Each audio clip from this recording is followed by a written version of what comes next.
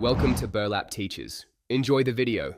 In this video, I will show you how to replace a Toyota Camry alternator. First, always prioritize safety by disconnecting the negative battery terminal.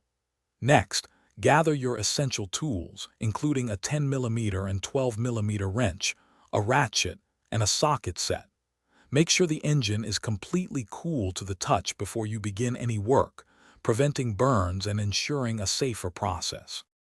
Now let's remove the old alternator. Begin by loosening the serpentine belt tensioner, which typically requires a 19mm wrench.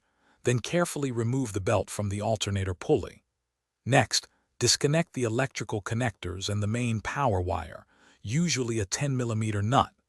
Finally, unbolt the 2 or 3 alternator mounting bolts, often 12mm or 14mm, and gently remove the old unit. Installing the new alternator is straightforward.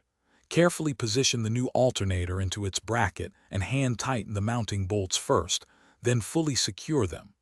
Reconnect all electrical wires and the main power cable, ensuring a snug fit.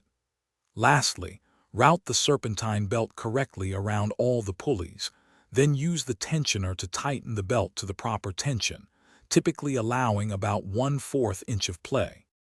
You're almost done. Reconnect the negative battery terminal securely. Start the engine and observe your dashboard for any battery warning lights. Use a multimeter to check the charging voltage across the battery terminals.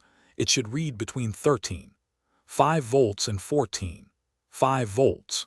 Finally, listen carefully for any unusual noises from the belt or the new alternator, ensuring everything is running smoothly. Thanks for watching. Consider subscribing if this video helped you.